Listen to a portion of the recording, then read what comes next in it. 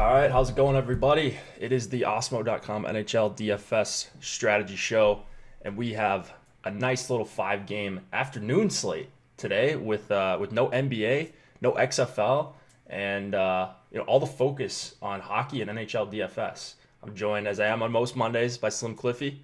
What's up, man? Not a whole lot. Just enjoying. What is it? Family Day in the States too, because that's It's what it is it's here. President's President's Day. Day. That's President's right. Day, yeah.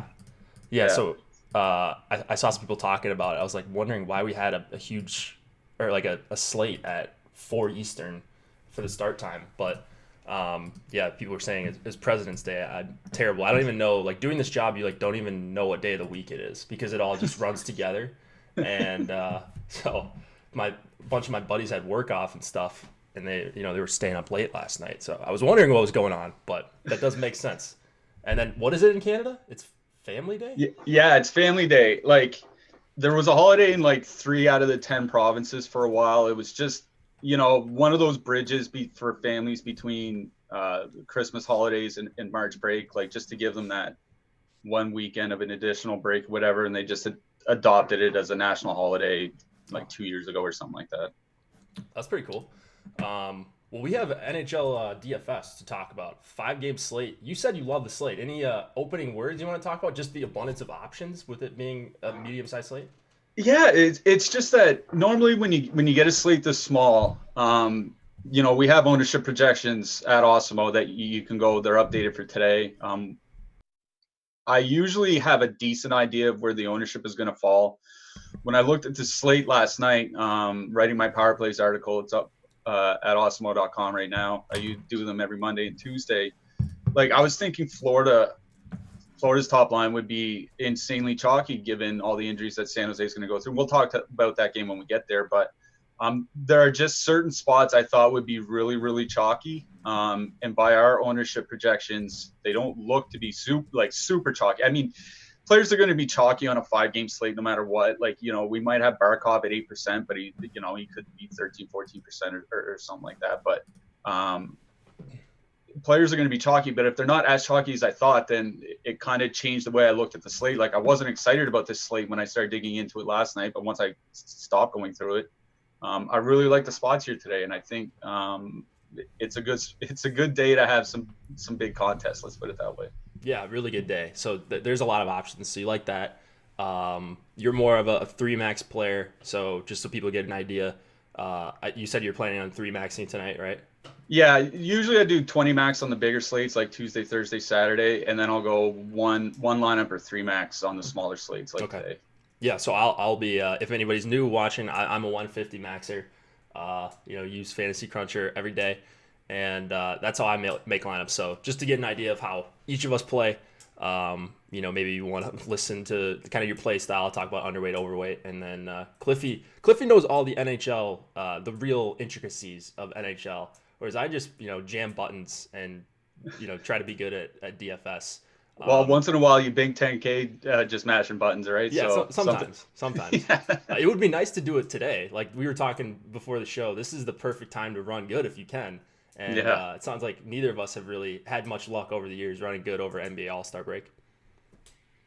No, it's not. It's just you like new players getting in the game because you want this, the prizes to grow, you want the game to grow and all that. But on the flip side, when you see NBA regulars or whatever jumping in an NHL and taking down a contest, it's just a little knife in right between the ribs, right? Yeah. Yeah, but we love all of our NBA DFS players. You guys maybe you lasted through the weekend, you didn't play any of the All-Star slates.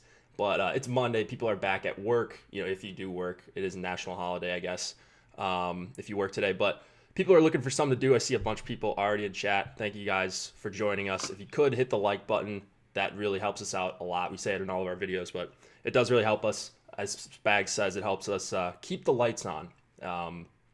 So we're going to go over what happened last night using FC Pro's lineup study. We are going to talk about the slate, and then of course we're presented by Yahoo Daily Fantasy Sports. If you like playing for less management fees or rake, some people call it, Yahoo is a great place to play. 12.3% in the $12 today. Their tournaments are filling up over the All-Star break, which is good. Hopefully they can make them a little bigger in the coming days, and it's a great place to play if you like playing limited entries and not playing against pros. So when you sign up, use promo code AWESEMO to get up to $30 in Yahoo Sports rewards points. They're also running out an NBA no management fee tournament for Thursday when the NBA returns. So make sure you get into that if this is within your bankroll limits. 0.0% management fee. Can't really beat that across the industry. 25 max. $250 if you wanted to max that tournament, and you can use the tools on our site if you choose to do that. Lineup study from last night. How did it end up for you? Did you play on Sunday? Oh yeah, I didn't do well. I went with some, kind of like a mixed Columbus power play stack, plus the new Winnipeg 2, and that really didn't work out. So yeah, those Columbus line changes, and then Blackwood having that huge game. I think the thing I'm most mad about yesterday is that I played Carter Hutton, and he actually got the win against the Leafs, but the Leafs only landed like 20 shots or something like that, so it wasn't even a good fantasy performance. Yeah, you would think if Buffalo was going to win that game that he was going to have a big performance. So that's always frustrating when that happens. You get the underdog goalie correct, you get the win, but 20-25 shots, and it's like, man, I could have played Mackenzie Blackwood, who got 34.9 DK points. Circling the Drain, I think is how you pronounce this. Yeah, Circling the Drain maxed out this stick lift from last night, 10K to first. He had the Yossi 0. That was a weird thing that happened last night. Did he get hurt, or did he just have a straight-up goose egg the entire game? As far as I know, it was just a goose egg. I didn't see anything about him being injured. Yes. Okay, I clicked on his game log here. 24 minutes he played. Didn't record anything. Was on the ice for an even strength goal against. You probably won't see that for the entire season for a guy like him. He was the most expensive defenseman. He was a staple in all my lineups, and had a 0. So I was lucky to escape, doing pretty well despite that. Ottawa won. The new Ottawa 1 was put together. Peugeot, Duclair, Kachuk, and we alerted Slack when this happened. That's a great reason to also get into our premium Slack chat, is because you're going to get updates on late news. So at 3:30 Eastern, when the first few games, when they start the pregame skate, if there's anything weird, which there might be, there's a couple game time decisions. Florida changed their lines up last game, so we don't know what's going on there. That's a great place to be. So you make sure you're playing the right combinations. And it looks like Circling the Drain did react. Peugeot, Duclair, Kachuk, they had a couple goals in the first period, and that was really all you needed. Nico Hischier, Kyle Palmieri, Severson, just your average 4-3-1 with the 0 out of Yossi. It didn't even matter, though, with the tournament. With this few entries, just 202 entries, maxed it out. Took over 10K in profit in this tournament. So congrats to, I'm assuming him. I don't know. I always assume him. Maybe I shouldn't. But anyways, let's go to the $10 Caribou. Took it down. I saw it had a bunch of entries near the top. So only had 8 entries, but 5 of them were in the top 20 in a super top heavy tournament. So that usually does the trick. Took down first place. The lineup was Jenner, Taze, Kachuk, Granlund, Sanford, Kane, Klingberg, Steven Johns, and Rene. So one of those lineups that has basically 0 correlation. I don't know. I mean, 6 one-offs and then pairing 2 defensemen. I don't even think they're on the same defense pair. I don't think they are. But I think so. Klingberg had the 3-point bonus, I want to say 23.3. Steven Johns 21.6 at 2.2% ownership. Saw an uptick in minutes, got the 5-shot bonus, was a block shot away from the combo meal. I mean, everything worked out in this lineup, and 32.1 out of Rene. That certainly doesn't hurt. The only dud was Mikael Granlund, but paid $4,400 for him. And a bunch of his lineups were just straight cash lineups. So sometimes that works out. This is not necessarily how I play. He also left $2,500 on the table on his second best lineup. Just $200 left on the table on his top lineup. I got 5th, I want to say. Yeah, 5th in this tournament. Eked out a little bit of a profit. My winnings looked amazing going into that last game, and I knew I was going to, I basically needed like a couple 4th-line goals in a 2-1 low-event game, and that obviously didn't happen. So it was a profitable night. Shipped my money playing some NHL DFS. He finished in the top 10. He's messaging me a little bit about strategy. So actually, I kind of hope Adam goes back to just playing NBA because we don't need another shark stealing all of our NHL winnings. So hopefully, just a temporary thing. He's just scratching the itch over All-Star break. But yeah, we don't need him learning how to play NHL DFS too well. No, we don't. No, we don't. All right, let's talk about the games here, and then we will get out with about an hour before lock. Let's start with the Ducks and the Flames. One of 3-4 Eastern games. 2.4 implied total for the Ducks, 3.2 for the Flames. Could be John Gibson, probably going to be Ryan Miller going for the Ducks. They played yesterday afternoon, I should say. And then David Riddick for the Flames. We don't have confirmation on these goalies just yet. One piece of news is that Michael Backlund, I think he's a game time decision. Anyways, he got banged up in the last game, so you might see that when you click on his page. And I don't know if he's going to be in the lineup. Do you know what's going on there, and then what's sticking out to you in this game? Yeah, there are some, like you mentioned, we're going to get more information 30 minutes before lock, like when warm-ups start. Even coaches sometimes hold like a little press conference, maybe an hour before warm-up, so we might even get some information before the show's out. But it looks like both Michael Backlund and Derek Ryan are game time decisions for the Flames tonight. Now, that's pretty important because, if Backlund is out, Derek Ryan would, I guess, be the second line center, but then he could be out as well. So there's a chance we see someone like Mark Jankowski or Sam Bennett as the second line center for that game. We just won't know until warm-ups. I think Derek Ryan should be good to go because I believe he was sick on like Thursday or Friday and then missed Saturday's game. So he's had like 4 or 5 days to recover by now. Backlund is a little bit more up in the air. Again, we just don't know right now. We're going to have to probably wait until warm-ups to know for sure. And even then, we've seen late scratches for illnesses before. It could be a frustrating game. But I think there's some sneaky value here. I want to talk about the Anaheim side for a second first. One thing to mention is that Ondrej Kase is a game time decision for them as well. I think with him, it's an illness as well. It's just rampaging through the NHL as it seems to happen every year. So that could change things up a little bit. But the line I wanted to talk about was the second line for Anaheim. And the second line for Anaheim right now is Nick Ritchie, Adam Henrique, and Troy Terry. Now, I want to bring that line up because I've been doing some research on Troy Terry.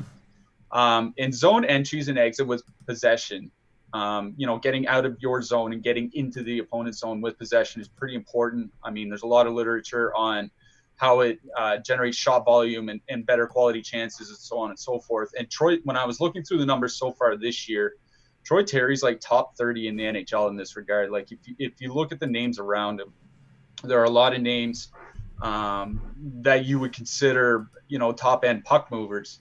The problem is that I don't think he's really suited for that on the second line. I like Adam Henrique, but he's a 20 to 25 goal scorer. Nick Ritchie is like a 10 to 15 goal scorer. It's like, Troy Terry's only in his second year in the league. Last year was, he was up and down, in and out of the lineup. So it's really kind of his first full year on a bad team.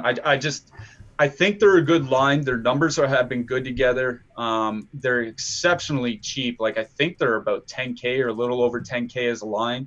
So if you want to go like full out top power play stack for Tampa Bay, this is a line that you could probably sneak in as a secondary complementary line. But again, I just don't know if the upside is here.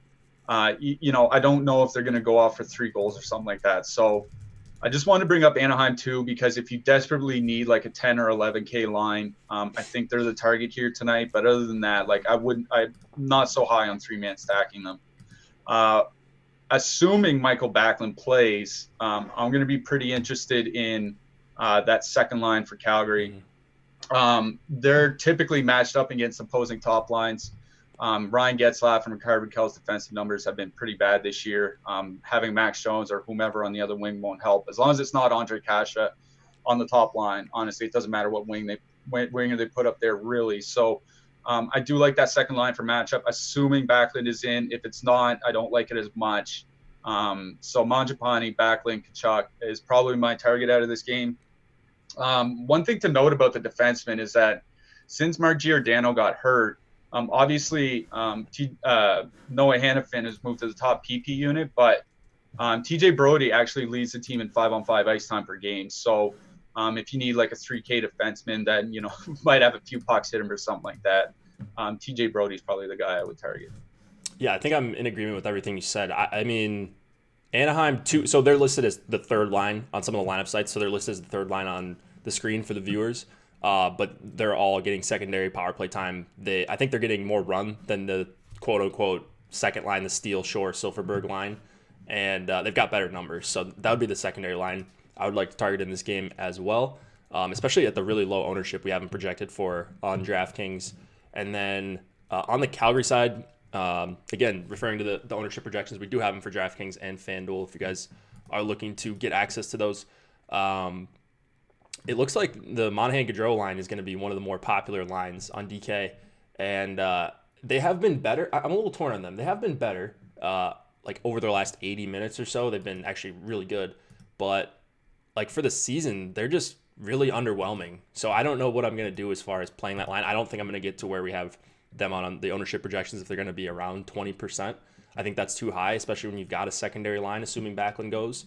But yeah, I like Calgary too a ton, and I hope the game time decision for Backlund gets people off of him. And then he's in, and he's been playing really well. I mean, he had one dud game last game out, but like he's just been so active recently, blocking shots, putting shots on goal. I still think he's on the second power play, so you don't get top power play time for him. But playing with Tkachuk, I think is a pretty good spot. So I like Calgary 2 a little bit better than 1 when you factor in price and ownership and all that. And then I agree with you on the Anaheim 2 call. Any defenseman we should be taking a look at on the Ducks side? You mentioned TJ Brody as a punt. Noah Hannafin is probably the top guy playing on the top power play, but I mean, is it Goulet on the Ducks, Lindholm, Fowler, any of these guys we should be considering? No, I'm pretty much out on all the Ducks. Like even Josh Manson on the top pair. I was looking at his numbers this year. Like, sure, he's playing 21 minutes a game, but he's averaging like 1.3 shots per game, like 1 block per game. He has 6 points. Like, there's just nothing here on the Anaheim defense.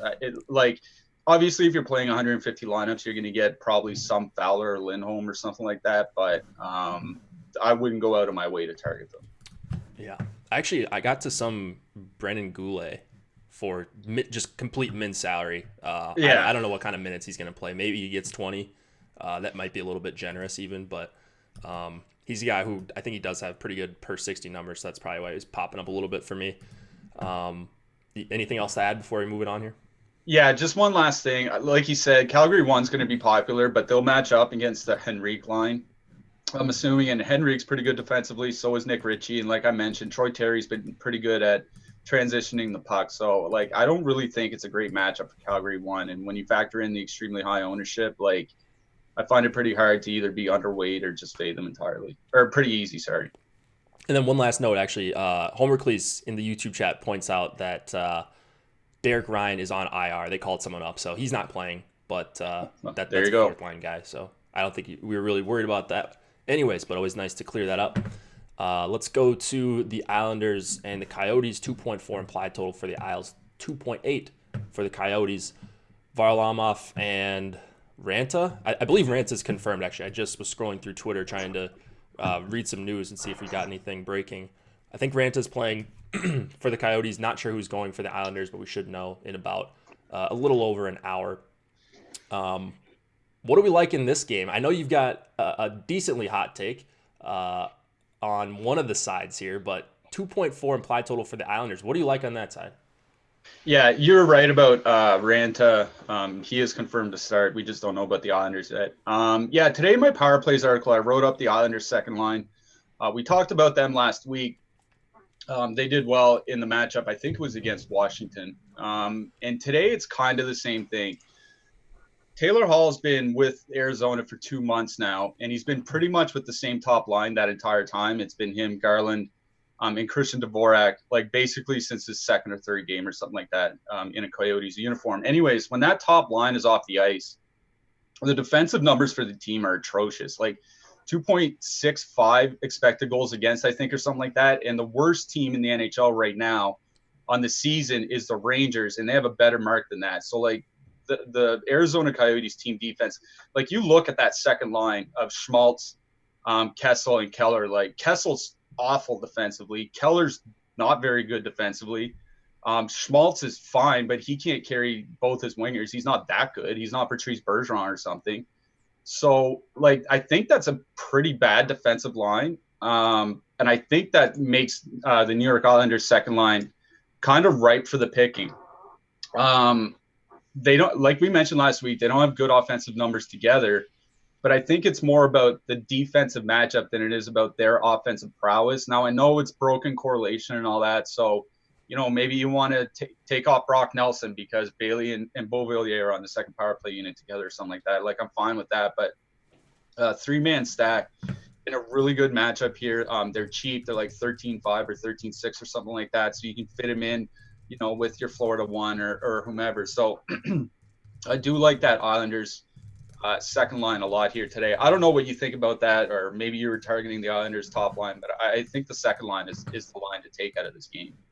No, I mean, from a matchup perspective, the way you laid it out makes a lot of sense. So they weren't really on my radar, but now with you talking it through like that, I think that does make sense. I was more looking at the top line just because I thought we would get some pretty good ownership on them, and that's just a line I really believe in. They're just a line that generates a ton of scoring chances and quality chances, expected goals, whatever you want to call it.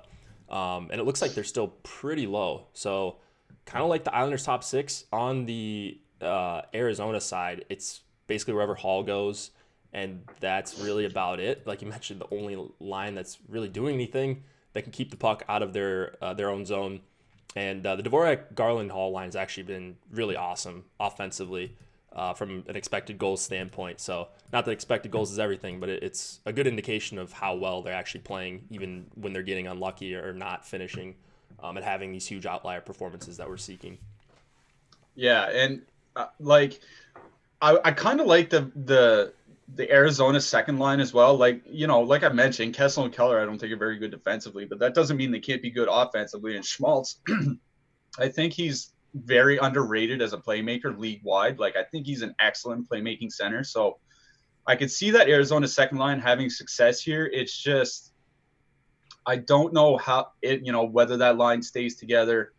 They don't have perfect correlation. I think sometimes people will chase the name, they'll chase Kessel or something like that. So maybe there's some inflated ownership. Like, I don't mind the Arizona second line here tonight, but if I were to just take one line out of this game,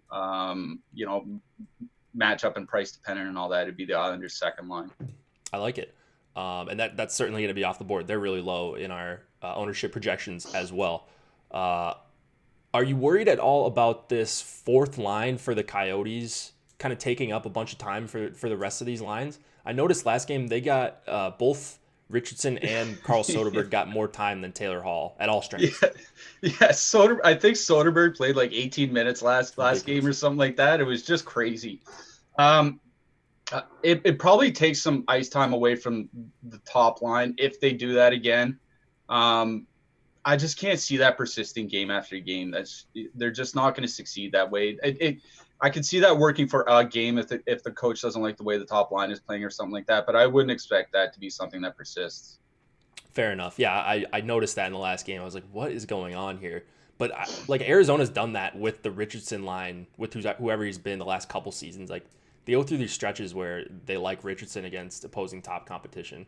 Yeah, and it's the same thing with Soderberg too. Like, even when Soderberg lines up on the fourth line, he'll go out with the fourth line, then a couple of shifts later, maybe he'll jump up to the second line, then a couple of shifts later, it's back to the fourth line, then a couple of shifts later, it's back to the third line. So even though he's quote unquote on the fourth line, he still ends up playing 14, 15, 16 minutes or something like that. How about on the blue line here? Islanders newly acquired Andy Green. I don't know. Is he even in the player pool? I didn't notice him coming up in the crunches that I was running earlier today. But anyways, probably not a guy we're targeting anyways. Pulock, Devin Tays is the top power play guy. But I think Pulock actually might make for a really nice combo with the Nelson line if you're going there, right? Yeah, I agree with you. I have Pulock written down as well. The one guy I would not be rostering is Oliver Ekman-Larsson. I mean, he's been taken off the power play, which I don't think that's happened in like 8 years in Arizona. Wow. And even when he was on the top power play unit, Jacob Chikrin was outperforming him. So, I can't see paying up the price for OEL. Like, if you want to get different, his ownership will be low. But I think I'd rather just pay a few hundred more and just go get Chikrin. So, out of this game, Pulock is the one defenseman I'm targeting. Jordan Osterley, like, he's still in the top power play unit, 3,200. So if you need a cheap defenseman, I don't mind using him either. Yeah, so that's it looks like the lineup sites haven't reacted to that. Ekman-Larsson not being on the power play. He wasn't a couple games ago, and then I think he went back on. So they put him back on the power play 1 designation. But if he's going to be off, then that's a potential edge you guys could get if you're using Fantasy Cruncher and you're making a bunch of lineups. $3,200 for Osterley. Probably not going to get a ton of minutes, but that might be a guy to target. And then Chikrin at 5,100 you mentioned as well. Just a talented guy, a bunch of offensive ability. I mean, one of the few guys that could get you 7-8 shots on goal from the blue line on this slate. Like, he just did it a few games ago. He has games where he's attempting a ton of shots and he's super aggressive. So 5,100, even though he's not on the top power play, pretty good one-off guy, I think, in general. Anything else before we move on? No, not a huge, not nothing serious on this game. I don't think I'm going to take either goalie out of it. I don't know about you. Neither really appealed to me. Ranta's going to project well because he's only expected to have 2.5 goals against. So I just don't think maybe the volume's not huge for him. But if Arizona's defense isn't great, then he might be okay. I don't know. 8,100 is just, I think, the correct price in this spot for this Vegas total. So I usually just leave it to Vegas. Yeah, I mean, 81, like, you know me, I don't usually go for expensive goalies. So, like, 8,100's pretty much out of my price range. Fair enough. Let's go to the Florida Panthers and the San Jose Sharks. 3.3 implied total for the Panthers, 2.8 for the Sharks. Sergei Bobrovsky and Aaron Dell are your goalies. I believe Dell actually just got confirmed. Yeah. Their coach said Dell gets to start today versus the Panthers. So there you go. Absolutely decimated Sharks team here. No Erik Karlsson. They're missing a ton of forwards. Logan Couture. Evander Kane is suspended. They're just in shambles, but they were able to shut out the Wild in their first game without Bruce Boudreau in Minnesota a couple nights ago. So what's going on with these Sharks? Do you believe in them at all? No. I don't. That top line, whatever you want to call it, the Goodrow, Marleau, so Stefan Nason's there now. That's just a terrible line. The second line or the top line, whatever you want to call it, with Thornton and Timo Meier and Kevin Labanc. Now, I think they've kind of changed things around. I believe Kevin Labanc has jumped to the top line for San Jose. Or no, he's still on the second line. Sorry, my mistake. Stefan Nason on the top line. But regardless, that San Jose, Thornton, Meier, Labanc line has really good numbers. I wrote about that in the Power Play article that it was a small sample last week. It's a larger sample this week. They still have pretty good numbers. But again, Joe Thornton isn't really a shooter. So even though they have perfect power play correlation, I don't have a real problem leaving Thornton off the stack. If you want to go Labanc, Meier, Burns, or something like that, I'm fine with that. They should match up against Florida's second line. Florida's second line is probably going to be pretty bad defensively, especially with Mike Hoffman there now. So I think it is a good matchup for that San Jose line. But again, we have their ownership really, really high. I think part of it's price. They're like a little over 13K. Part of it's matchup. Part of it was the initial total, implied goal total, even though that's gone down throughout the day. It's the Florida top line that drew my eye in this game. They should be matched up against the Goodrow Marleau line. I think Florida's top line is more than good enough just to completely roll over them.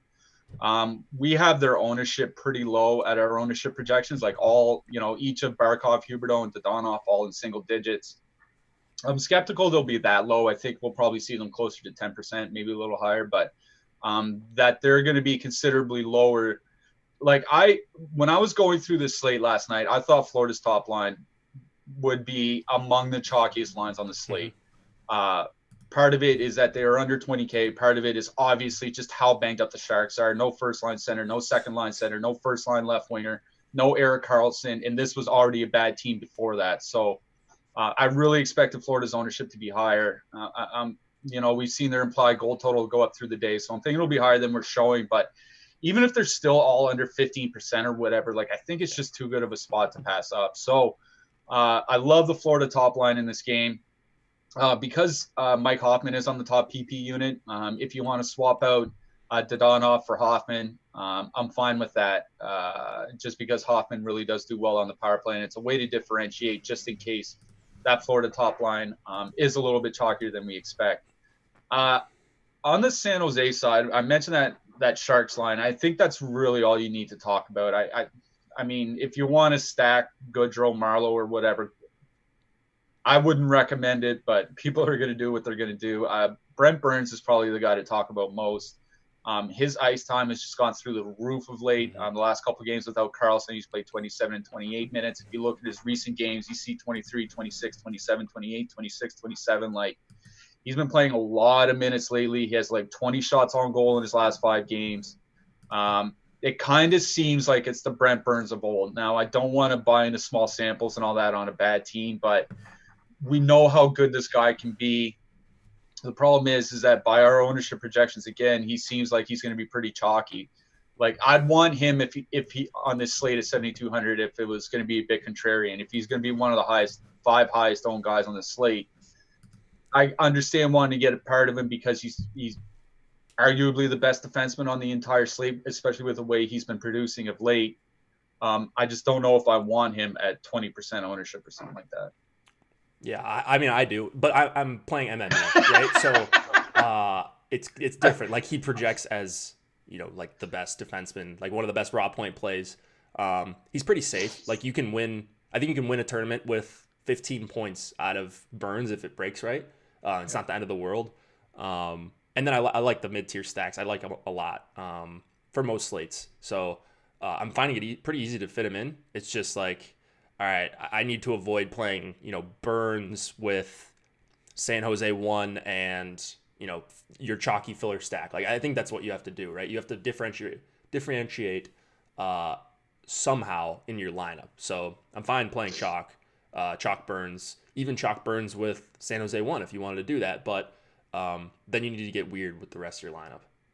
Yeah. And the thing is, we talked about before the show that I liked a lot. I like the expensive lines here tonight. I'm not on the mid-tier lines as much as you. So that's why I'm finding it hard to get to Burns, right? I can't spend 20K on Tampa 1 and then add another 7 for Burns. Yep. I agree with what you said on Florida 1. I hope our ownership projections are right. Even if we're undershooting it a little bit, I think we're in the right general idea. We still haven't talked about Vegas. People will like Washington, big market team, some novice players. Tampa Bay getting some ownership, not as much as I would have thought. But, there's only 900% ownership if there's 9 spots. So it has to go somewhere. It looks pretty flat. And I think Florida has a good case as the overall top stack on the night, just with how decimated the Sharks team is right now. The one concern I have is just, are we going to see new lines for Florida in their pregame skate? I guess we'll know this by lock, but they did go to Barkov with Vetrano and Hoffman last game. And then Huberdeau and Dadonov were with the third line center. I can never pronounce his name. Dominic Tonatino? Tonatano? Yeah, something like that. Toninato. Yeah. So, yeah, they were with him. I don't know if they're going to do that again, but Quenneville was pretty mad. They're going through a rough stretch of their own. So just recheck these Panthers lines in about an hour is my only advice. But I think it's more likely we see Barkov, Huberdeau, Dadonov, the normal lines. Maybe they were just experimenting last game, trying to get something going. Anything on the Panthers blue line before moving on? Yeah, if I'm not mistaken, Aaron Ekblad's price is pretty cheap on FanDuel. I think it was 4,400 when I wrote up my Power Plays article. He's considerably more expensive on DraftKings. Whether you want to play Ekblad or not, that's up to you, but it is a pretty big pricing discrepancy. Almost feels like a mispricing on FanDuel. So Ekblad on FanDuel, I guess, if you're playing there isn't really. I mean, if you're going to stack Florida's top line, I don't mind throwing in Yandel. San Jose does take a fair amount of penalties. I think they're in the top 10 for penalties taken, if not close to the top 5. So Florida should get their power play opportunities. So, if you're 15% Florida 1 out of 100 lineups, maybe half of those lineups you throw in Yandel with them or something like that. Homer Cleese says Mulligan is back in the lineup apparently, so expect changes to Panthers forwards. Well, all right, there we go. But unless Quenneville really goes like off the rails, I can't see Mulligan getting to the top 6. But okay, you never know, I guess. You never know with Quenneville. I'll say that much. So we'll have this information again. Another reason to be around in Slack while we lead up to lock here. The last 30 minutes are absolutely crucial. And we've got 3 games where there could be potential changes, and this was one of the ones I had circled. Any Vlasic, or does anyone else benefit from Karlsson being out, like any of these cheap Sharks defensemen?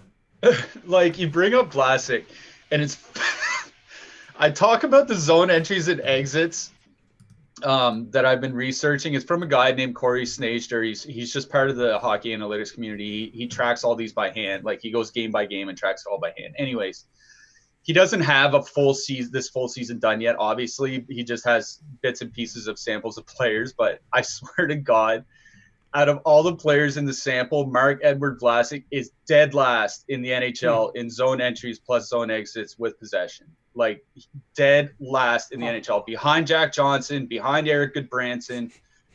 Like, just absolutely abysmal. So, like, if you give a pile of garbage 4 more minutes a game, is a pile of garbage going to be any better? Probably not. So I'll just, I'm past, unless it's Burns, I'll just pass on the San Jose defense. All right.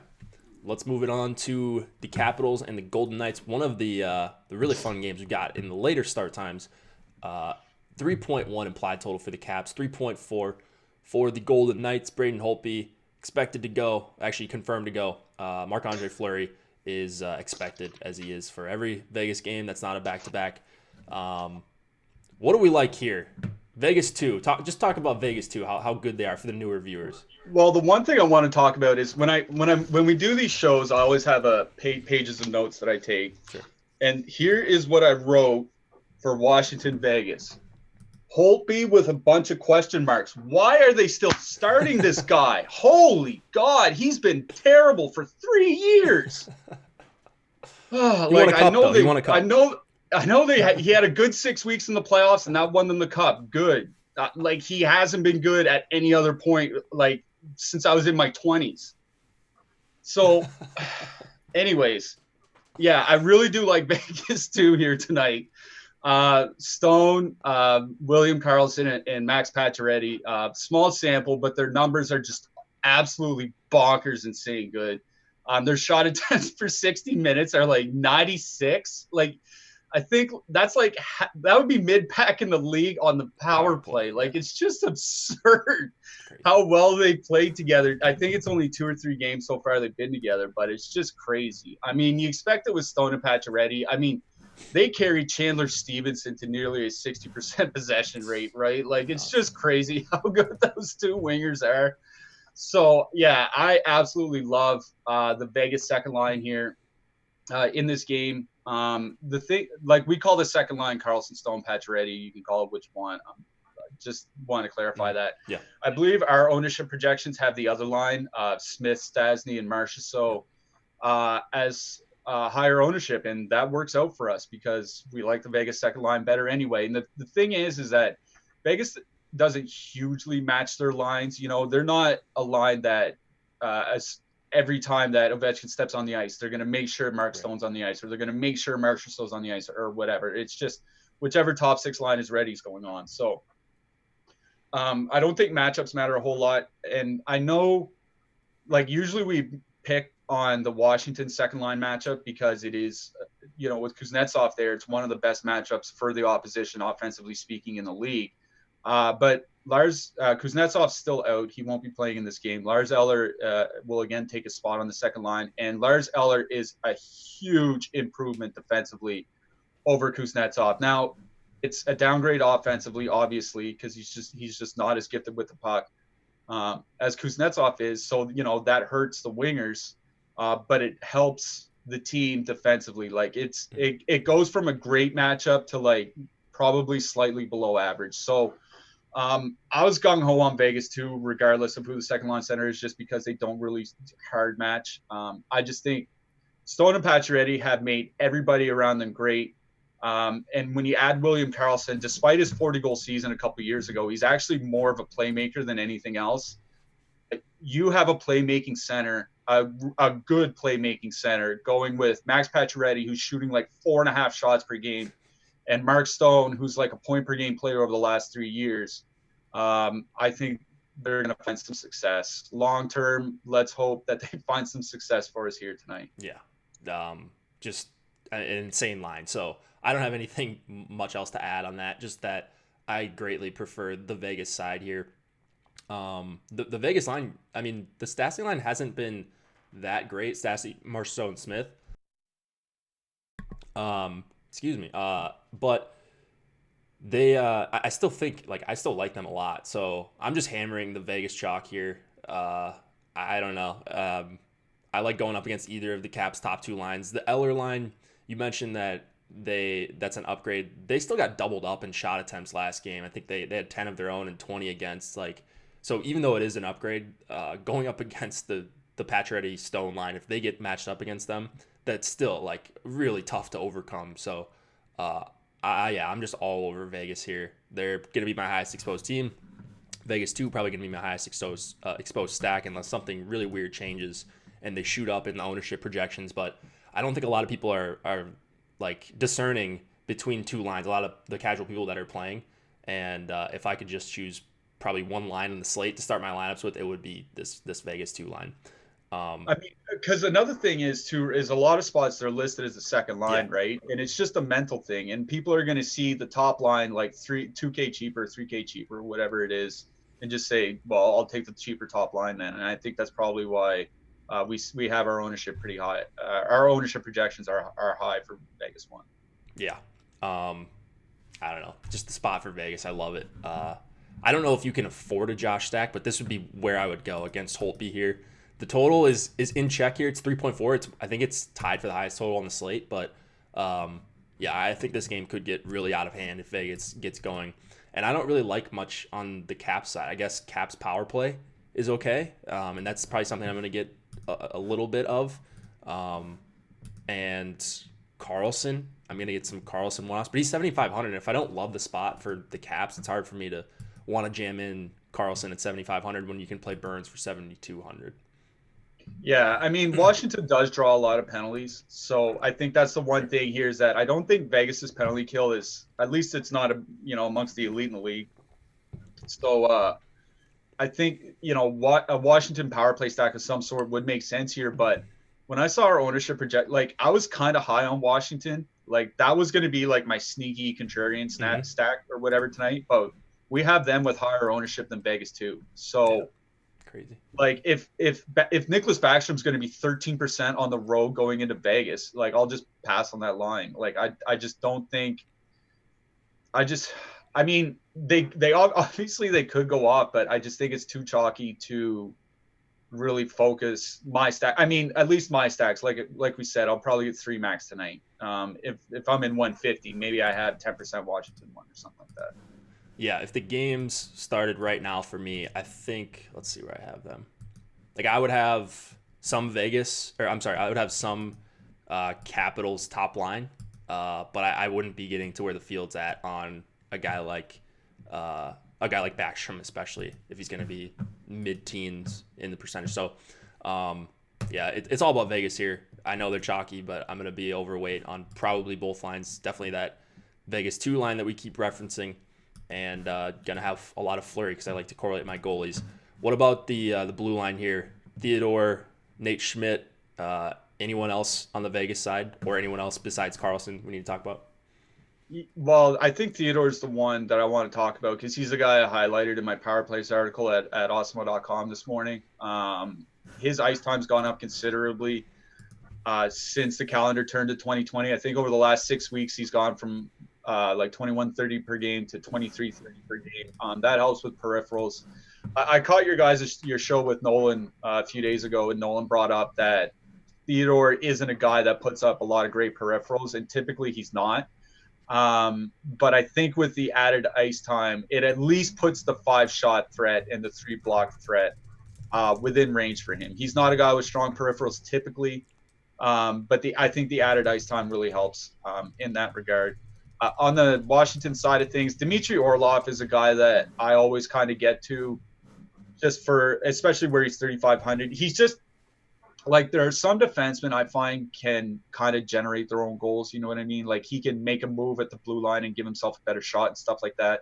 It's just those small little things that you'll notice in a game. So even though he doesn't really have like great peripherals and stuff like that, he's a guy I'll use once in a while, just try to dunk off. I don't have him in my lineups here tonight, but I don't mind using him either. So yeah, Theodore Karlsson, obviously. Orlov is probably the guy I would use, if not for the expensive too.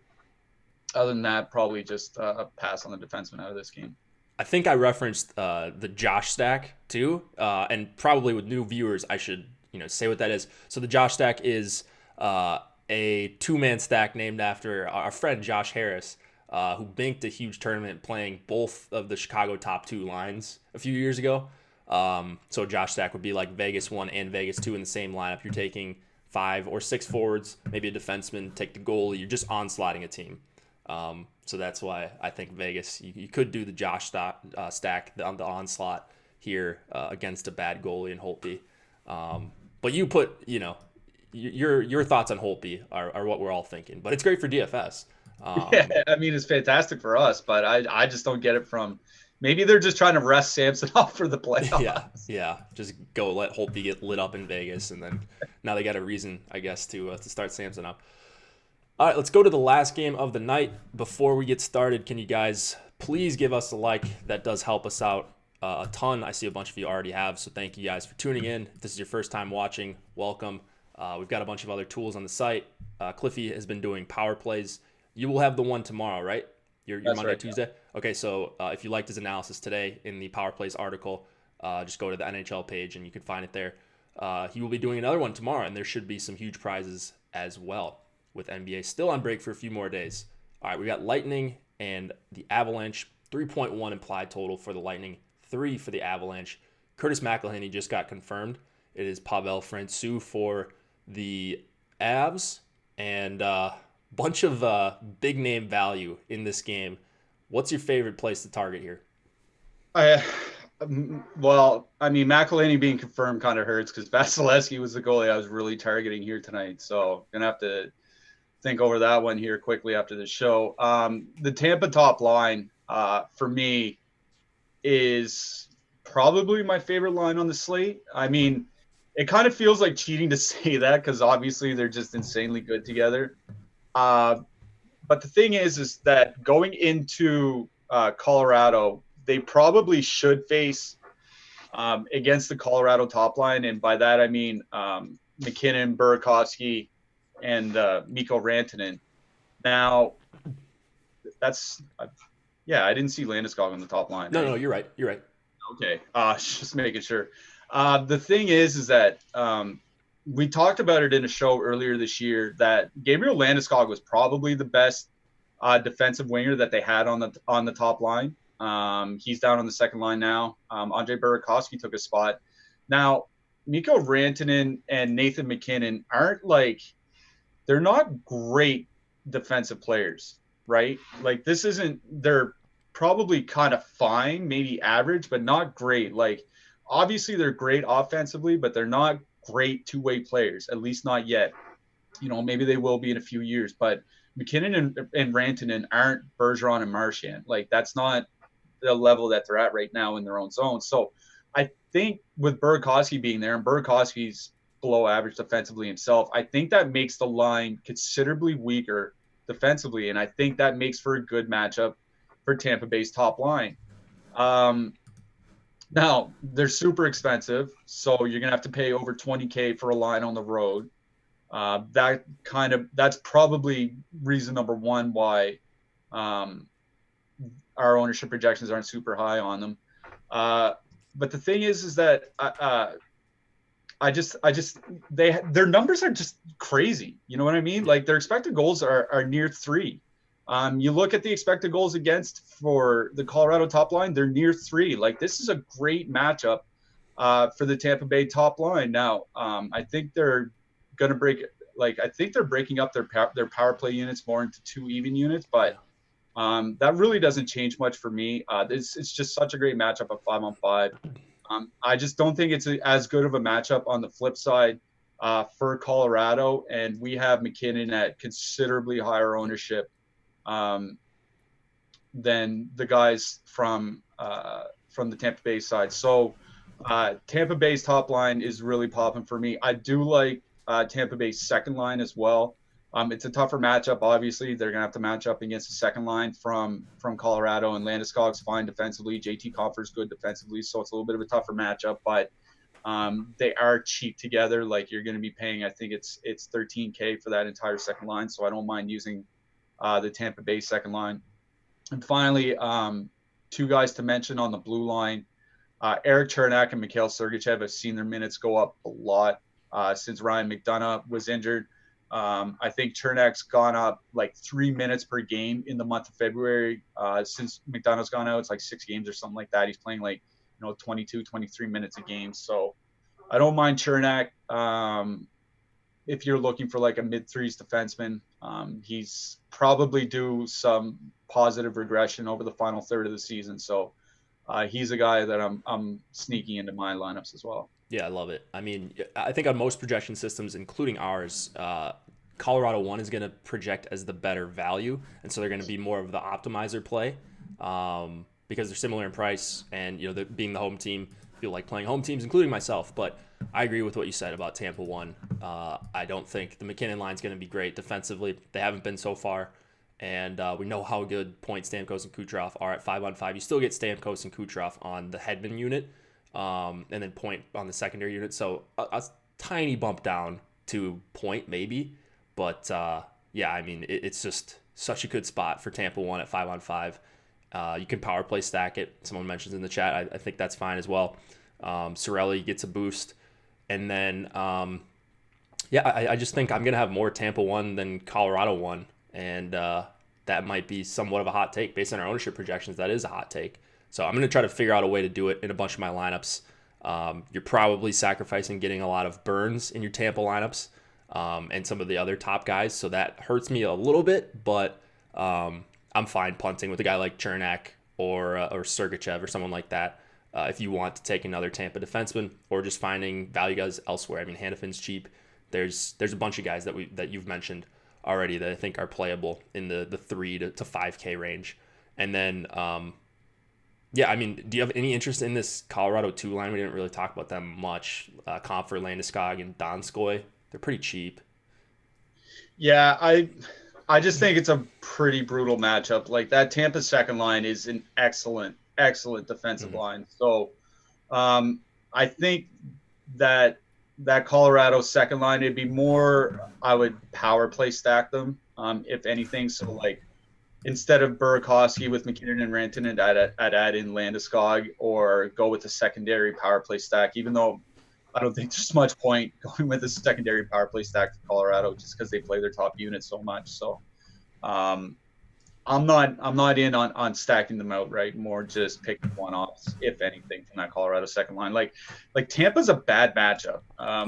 For as much press as their offense gets, it's how good they are defensively as well that really makes them a dangerous team. Like, this isn't a good matchup for Colorado at all. So on a short slate, I find it pretty easy that they're the team that I'm going to get away from the most. All right.